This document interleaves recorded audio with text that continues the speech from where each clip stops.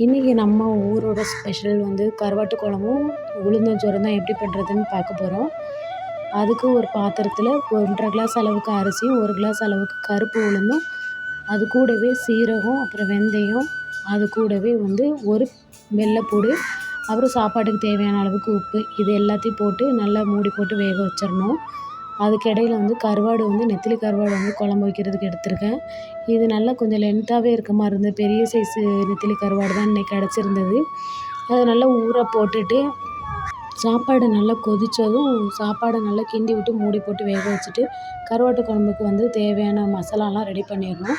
ஒரு பாத்திரத்தை எடுத்து எண்ணெய் ஊற்றி மிளகு சீரகம் போடணும். மிளகு சீரகம் நல்லா வெடித்ததுக்கப்புறம் இது கூடவே வந்து வத்தல் சேர்த்துக்கணும். காரத்துக்கு ஏற்ப சேர்த்துக்கிட்டு இது கூடவே கொஞ்சம் வெள்ளைப்பூடும் சேர்த்துக்கணும். இது நல்லா வறுத்ததுக்கப்புறம் வெங்காயம், தக்காளி, அப்புறம் குழம்புக்கு தேவையான அளவுக்கு 2 டேபிள் ஸ்பூன் அளவுக்கு வந்து தனியா பவுடரும் சேர்த்து நல்லா மிக்ஸ் பண்ணி விட்டுக்கணும். ஆல்ரெடி வந்து வத்தல் இதெல்லாம் வந்து வறுத்த பவுட்ரு வச்சுருந்தீங்கன்னா அதை கூட ஆட் பண்ணிக்கலாம் இது கூட. இல்லை ஃப்ரெஷ்ஷாக அரைச்சி போட்டால் வந்து நல்லா வாசனையாக இருக்கும். அதனால் ஃப்ரெஷ்ஷாக கூட ட்ரை பண்ணிக்கலாம். நல்லாயிருக்கும் கருவாட்டு குழம்புக்கு. நல்லா வறுத்துட்டு ஓரமாக வச்சிடணும் ஆறுறதுக்கு. மசாலா நல்லா வறுத்தா தான் வந்து இந்த குழம்பு வந்து கருவாட்டு குழம்பு நல்லா டேஸ்ட்டாக இருக்கும். பொடி போட்டாலும் நல்லா தான் இருக்கும். ஆனாலும் இந்த ஃப்ரெஷ்ஷாக வறுத்து அரைக்கிற குழம்பு டேஸ்ட் வந்து வராது. அப்புறம் ரைஸை கொஞ்சம் அப்பப்போ கிண்டி விடணும் நல்லா வந்து கொதித்ததுக்கப்புறம். இல்லைன்னா அடி பிடிச்சிரும். கொஞ்சம் தண்ணியாக இருக்க மாதிரி இருக்கும், உங்களுக்கு பார்த்தாலே தெரியும்.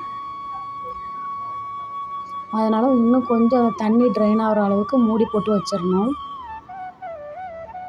லாஸ்ட்டாக வந்து இறக்க போகிறதுக்கு முன்னாடி தேங்காய் பூ ஆட் பண்ணி அதுக்கப்புறம் இறக்கிக்கலாம். அப்புறம் குழம்பு செய்கிறதுக்கு தேவையான அளவுக்கு ஒரு பாத்திரத்தை வச்சு நல்லெண்ணெய் தான் யூஸ் பண்ணியிருக்கேன். நல்லெண்ணெய் ஊற்றிட்டு அது கூடவே கடுகு போட்டுக்கணும். கடுகு நல்லா வெடித்ததுக்கப்புறம் வந்து வெங்காயம், தக்காளி, பச்சை மிளகா, அப்புறம் ஒரு வெள்ளைப்பூடு இதெல்லாமே வந்து ஆட் பண்ணிக்கணும். கருவேப்பிலை கொஞ்சம் வாஷ் பண்ணி அதையும் ஆட் பண்ணிக்கணும். ஆட் பண்ணி நல்லா மிக்ஸ் பண்ணி விட்டுட்டு கருவாடை நல்லா க்ளீன் பண்ணி வச்சுருக்கணும். அந்த க்ளீன் பண்ணி வச்சுருக்க கருவாடையும் இது கூட ஆட் பண்ணி நல்லா மிக்ஸ் பண்ணி விடணும். கருவாடு வந்து இந்த நெத்திலி கருவாடு கொஞ்சம் வந்து லேட்டாக ஆட் பண்ணோம் அப்படின்னா வந்து கொஞ்சம் வேகாத மாதிரி இருக்கும். ஆனால் ஃபஸ்ட்லேயே வந்து இந்த எண்ணெய் கூட இல்லை லைட்டாக வறுத்து போட்டோம் அப்படின்னா வந்து சீக்கிரமாக குக் ஆயிரும். அதனால் ஃபஸ்ட்லேயே வந்து இது பண்ணிக்கோங்க, வறுத்து போட்டுக்கோங்க.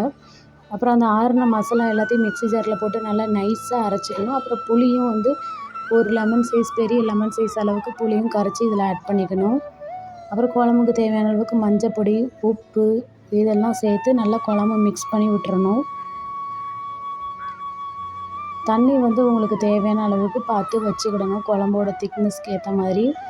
குழம்புல நீங்கள் தேங்காய் சேர்க்கனாலும் தேங்காய் கூட அரைச்சி சேர்த்துக்கலாம். ஆனால் தேங்காய் சேர்க்கலனாலுமே குழம்பு நல்லா கெட்டியாக தான் வரும், நல்லாயிருக்கும். ஏன்னா தக்காளிலாம் அரைக்கிறதுனால குழம்பு இன்னும் நல்லா டேஸ்ட்டாகவே இருக்கும். மிக்ஸ் பண்ணிவிட்டு இதுக்கு இடையில வந்து இந்த கருவாட்டு குழம்புல வந்து முட்டை உடச்சி ஊற்றி பண்ணுவாங்க, அது நல்லாயிருக்கும். அப்படி வேணுன்றவங்க அப்படி ஆட் பண்ணிக்கலாம். அப்படி இல்லை அப்படின்னா வந்து முட்டையெல்லாம் நல்லா தனித்தனியாக வேக வச்சுட்டு இந்த குழம்பு கூட வந்து 1 பை 1 ஆட் பண்ணிக்கிட்டாலுமே வந்து குழம்பு நல்லாயிருக்கும். இது கூட கத்திரிக்காய், அதுக்கப்புறம் தக்காளி, முருங்கைக்காய், வாழைக்காய் அந்த மாதிரி கூட போட்டு வைக்கலாம். வெறும் கருவாட்டு குழம்பும் வைக்கலாம், அந்த மாதிரி போட்டும் வைக்கலாம்.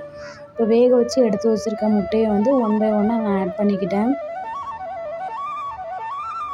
ஆட் பண்ணி குழம்பு கொஞ்சம் லைட்டாக மிக்ஸ் பண்ணி விட்டுட்டேன். மிக்ஸ் பண்ணிவிட்டு நல்லா மூடி போட்டு வேக வைக்கணும். எண்ணெய் பிரிஞ்சு வர அளவுக்கு நல்லா வேக வைக்கணும். கருவாடு வந்து கொஞ்சம் நல்லா வந்து வேகணும். நீங்கள் இப்போ தான் ஃபஸ்ட் டைம் நம்மளோட சேனல் பார்க்குறீங்கன்னா மறக்காமல் சேனலை சப்ஸ்கிரைப் பண்ணிடுங்க. இந்த வீடியோ பிடிச்சிருந்தால் ஒரு லைக் பண்ணுங்கள். குழம்பு நல்லா மிக்ஸ் பண்ணி விட்டுட்டு மூடி போட்டு வேக வைங்க. அந்த எண்ணெய் வந்து நல்லா பிரிஞ்சு வரட்டும், அந்தளவுக்கு வேக வைங்க. அதுக்கிடையில் உளுந்தஞ்சோறுக்கு வந்து ஒரு கைப்பிடி அளவுக்கு துருவின தேங்காய் போட்டு நல்லா மிக்ஸ் பண்ணி விட்டுக்கணும். அவ்வளோதான், சாப்பாடு வந்து ரெடி ஆகிட்டு.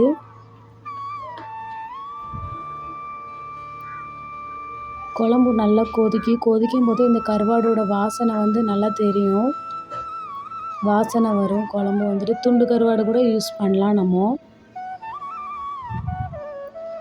அந்த எண்ணெய் பிரிஞ்சு வந்தால் தான் வந்து கருவாடு வெந்துட்டு அப்படின்ற மாதிரி இது. அதனால் அந்த எண்ணெய் பிரிஞ்சு வர வரைக்கும் கொஞ்சம் நல்லா மூடி போட்டு வேக வைக்கணும். குழம்பு பார்த்தாலே தெரியும் உங்களுக்கு எந்த அளவுக்கு வந்து ரெடியாக இருக்குது அப்படின்னு. இந்த கருவாட்டு குழம்பு வந்து உளுந்தஞ்சோறு கூட அந்த முட்டை இந்த கருவாடெல்லாம் வச்சு சாப்பிடும்போது செம்ம அட்டகாசமாக இருக்கும். நீங்கள் இந்த மாதிரி சாப்பிட்டுட்டு இருக்கீங்களா அப்படின்றத மறக்காமல் கமெண்ட்ஸில் ஷேர் பண்ணுங்கள்.